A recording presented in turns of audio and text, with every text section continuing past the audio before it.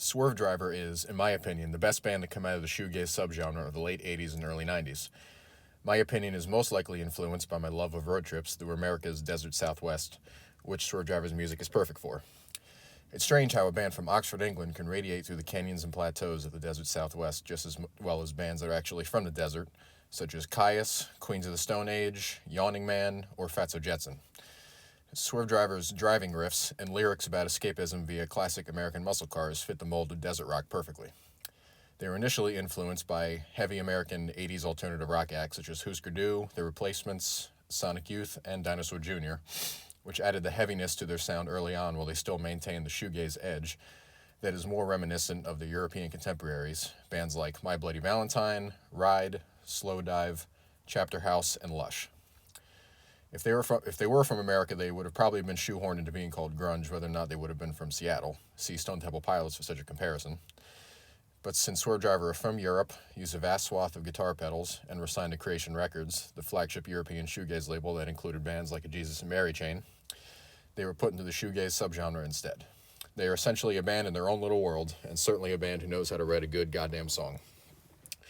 The term shoegaze, originally used derogatorily by music journalists, refers to the guitar players in these bands always having to look down at their effects pedal boards while on stage to create the wash of sound that blends in with the ethereal swirling vocals. The guitar playing from shoegaze bands is often overwhelmingly loud, with long droning riffs, waves of distortion, and cascades of feedback. Their contemporaries generally played in a much softer fashion underneath the wall of guitar noise, but Swervedriver managed to execute all this while also allowing the heavy rock to cut through. The world's first taste of Swervedriver was with their first 3 EPs, Son of Mustang Ford, Rave Down, and Sandblasted, which led off with 3 songs that ended up on their first full-length album, Raise. Those songs shine brightly, but the unsung heroes that carry those EPs through to the end of side 2 were the B-sides, a set of hard-driving rock songs with some of the best riffs and driving tempos in any songs I've ever heard. Just listen to the lead riff for the song Volcano Trash on the Son of Mustang Ford EP.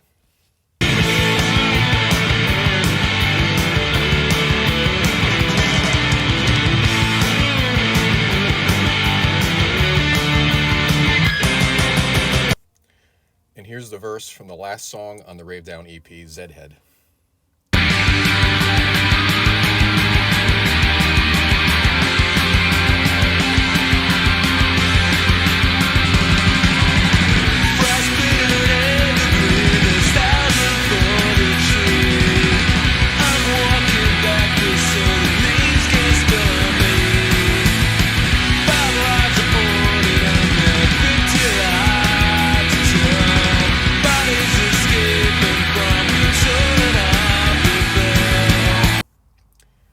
Here's the chorus on the Sandblasted EP cut, a song called Out.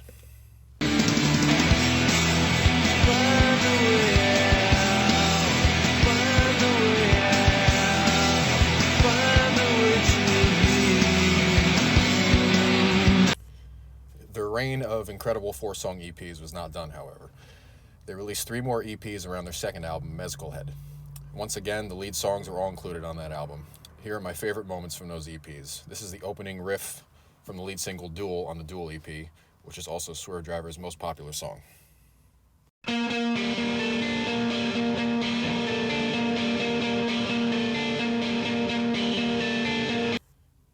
And here's the awesome bridge riff from the same song.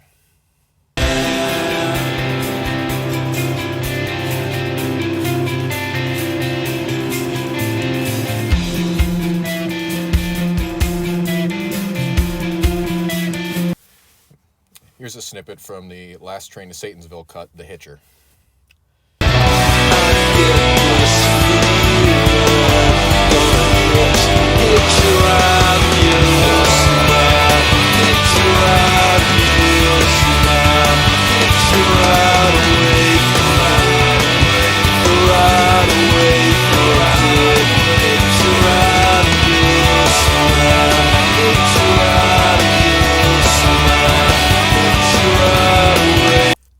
Lastly, here's the opening riff from the lead single Never Lose That Feeling from the Never Lose That Feeling EP.